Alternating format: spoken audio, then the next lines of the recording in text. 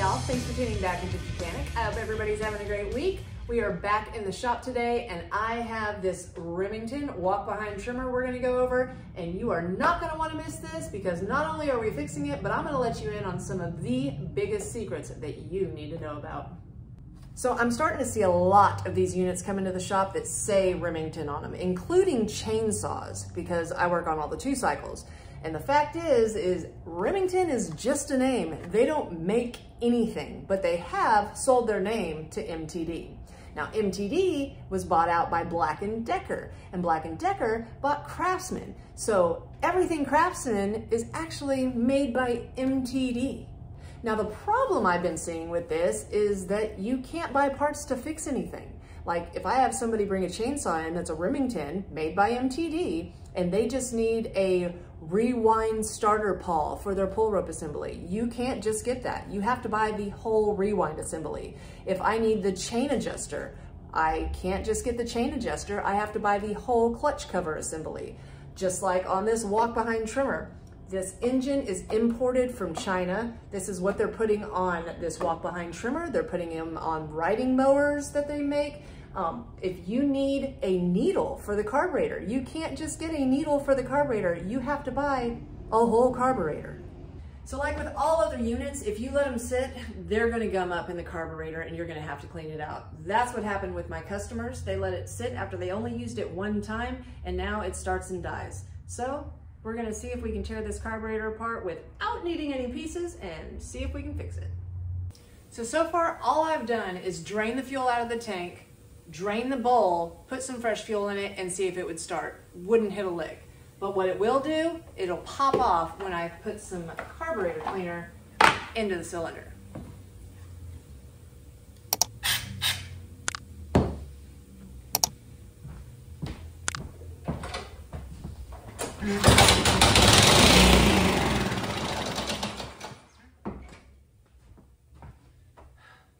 So we got to go into the carburetor. When working on any small engine equipment, the first thing you're going to want to do is remove the spark plug boot off of the spark plug. Set it over to the side. A lot of people don't, but I always remove the plug when I'm working on something. That way I know if the cylinder's flooding, if something's not getting enough oil, if it's a 2-cycle. So I just go ahead and take the plug out and check it, because it's a good indicator of what's going on inside of the engine.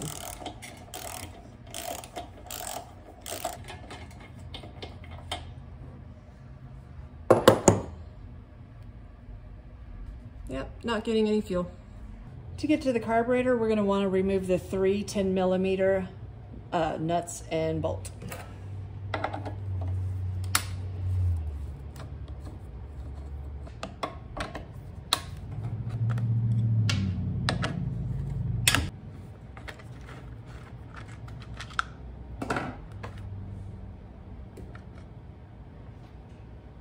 Now that we've got the air filter base out of the way, we're going to pull the fuel clamp back, and we're going to release the line from the carburetor. And I have little golf tees that I stick inside to cut the fuel off.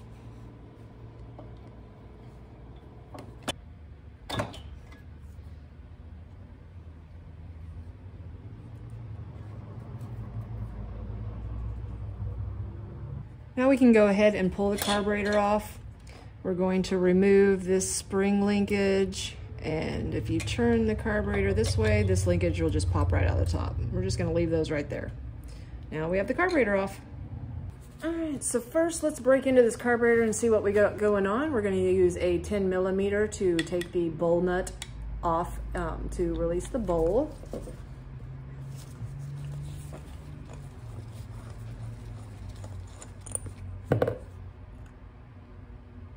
It's very clean up inside. Huh.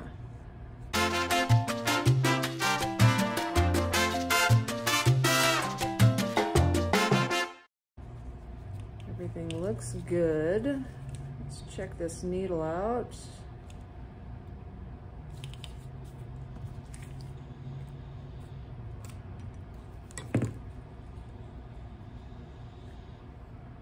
Still got a really good tip on it. Everything looks spectacularly clean inside. There's also a jet down the center of the carburetor. We're gonna go ahead and remove that and make sure that all the ports in it are clean.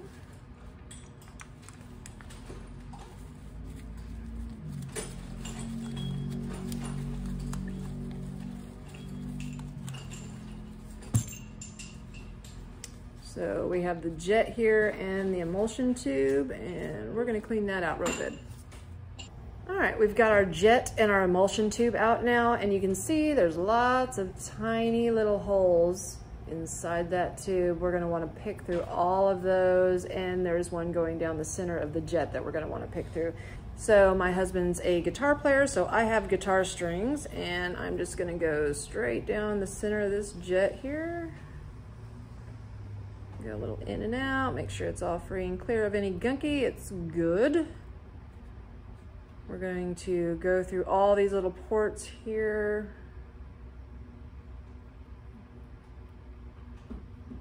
Go down the center. And that thing is very clean. Here's the trick. Now, the GOAT, Donny Boy, the greatest of all time when it comes to small engine repair. If you have not checked his channel out yet, please go over there and subscribe. He is a plethora of knowledge, so I would definitely go check him out. He let us all in on a little secret that we weren't aware of, but MTD actually has put screens on the inside of their fuel nipple. So whenever you used to, all the engines, you could just blow in through here, you could pop your, rubber seat out if you wanted to, and you were good to go. It was just a straight shot from the fuel line into the carburetor and into the needle. Now, if you've got a screen in there and you blow in there, you're just blowing that gunk harder into that screen. So I'm going to blow through the brass seat, and hopefully we can make sure that this is clean too and blow any gunk out that might be in there. So what we're gonna do, we're gonna go ahead and blow some carburetor cleaner down into the needle hole. And then I'm gonna go ahead and shoot some air through the brass seat out this way to make sure that there is nothing clogged in that screen inside there.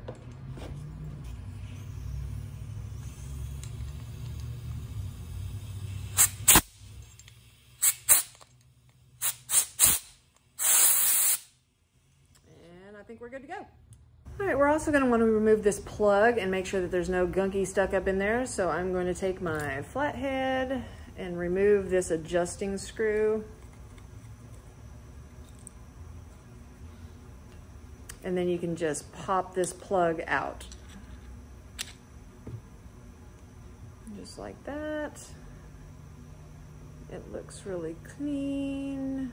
I'm gonna make sure that nothing's stuck up in there, but I think it's good. Give it a little spray.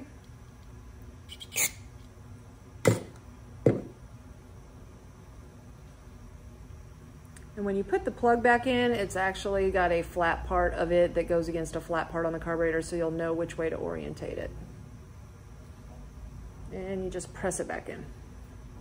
Put your adjusting screw back in. We're gonna go ahead and put it back together. Put your emulsion tube down the center of your carburetor. We're gonna put our jet back in.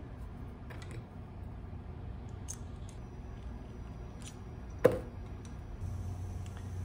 gonna replace our float needle. Put our float pin back in.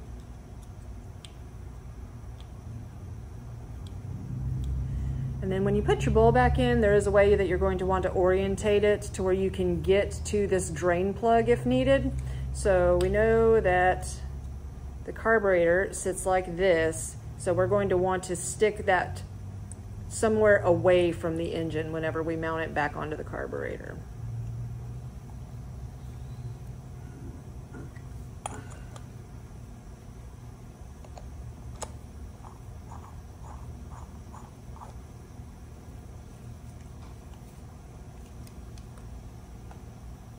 So we're done looking at the carburetor. Let's put it back together and see what it does. Whoa, wait up. I think I just figured out why this was starting and dying. Now when the customer dropped this off, They didn't tell us that they had messed with it, but obviously they did.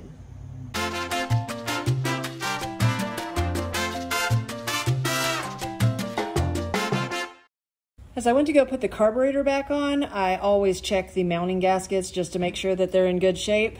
And look what I found. This little metal spacer ring. So let's take this off and pop that thing out. Obviously they thought it went in there, but this spacer ring goes in the air filter base.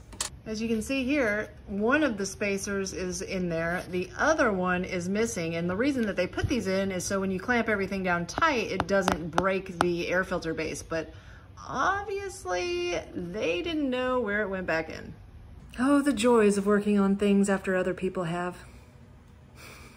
All right, so let's go ahead and put it back together. We know that this gasket goes pretty much orientated the same way this back gasket is. It goes gasket against the block, and then it has this mounting block here and another gasket. So we're just going to put it on. And then when we go to put the carburetor on, remember we got to put the linkage in before we actually mount the carburetor on because it won't turn once we have it on there. So we're going to slide that up in, go ahead and put our spring back on, and put the carburetor back in place.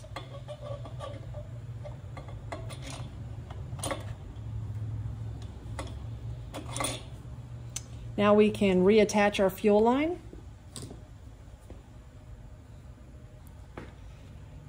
Now when you put your air filter base gasket on, you have to make sure that the hole for the primer is correctly on the carburetor, because if you don't, it's not going to prime, it's not going to run.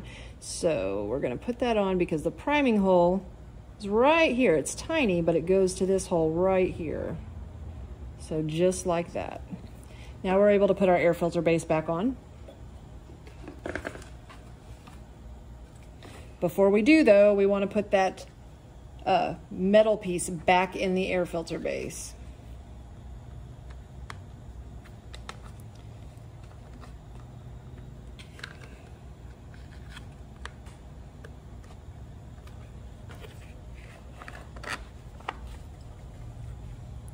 We're going to put our two 10mm nuts and our 10mm bolt.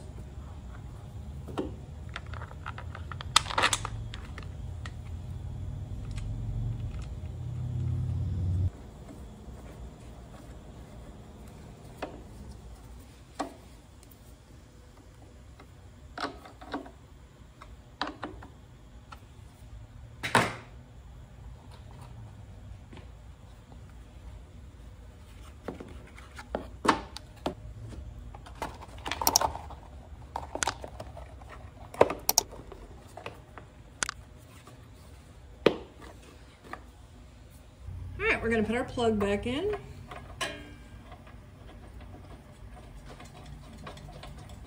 Get it started with your fingers until it's seated, and then you can use your wrench.